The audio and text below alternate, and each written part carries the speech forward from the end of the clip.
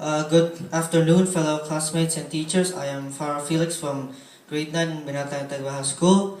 I am here to deliver my presentation about Indonesia's national hero, Sarwo Edhie. So, Sarwo Edhie Wibowo was born on July 25 of 1925 and sadly passed away on November 9 in 1989. He was a former Indonesian military leader and having the highest rank of Lieutenant General. He is also the father of Christiana Herawati, the former First Lady of Indonesia, and the wife of former President Susilo Bambang Yudhoyono, who served the term as president from 2004 to 2014. And he also played a role in directing troops during the killings of Indonesian generals in 1965, or as you would know it as G30 he also served as Indonesia's ambassador for South Korea and was governor of the Indonesian Military Academy. So now his early life. Sarwo Edhie was born in Purworejo in central Java to a family of civil servants working for the Dutch colonial government.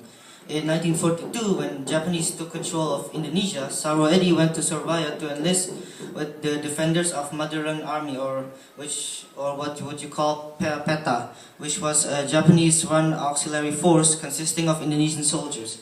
After the Indonesian Declaration of Independence on August 17th of 1945, Sarwo Edhie joined the VKR, a military organization who would become the precursor of the TNI, the present Indonesian Army, and formed the battalion. However, the venture failed and the battalion was disbanded. And now I'm going to talk about his career. He served as battalion commander in the Ponorogo Division from 1945 to 1951, and he would later be promoted to regimental commander and served from 1951 to 1953. He would later serve as deputy regimental commander of the National Military Academy from 1959 to 1961, and he would later become the chief of staff of the Para-Commando Regiment, or as you would know it as RPKB, or later would be known as Kopassus, Indonesia's elite force, from 1962 to 1964. And he was promoted later to the commander of Kopassus, or the RPKD, and served the term from 1964 to 1967. He also served as Indonesia's ambassador for South Korea from 1974 to 1978. Now I'm going to talk about his notable events, and that's putting down the G30 movement. On October 1, 1965, 6 army generals, including Ahmad Yani, who was a friend of Sarwo Edhie's, was kidnapped from their houses and taken to the Indonesian Air Force Halim Air Base. Whilst the kidnapping process was being executed, a group of unidentified troops occupied the National Monument, or what you call it, Monas, and the Presidential Palace, and the Republic of Indonesian Radio Area and the Telecommunications Building. Sarwo Edhie sent his troops and would later clear and secure all of the buildings.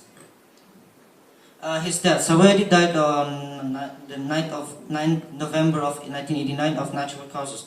He was buried in his native region of Nupasan, Ngapangen, Jugo Tengah in Purworejo, central Java. In 2015, he was declared a national hero by Indonesia's national government.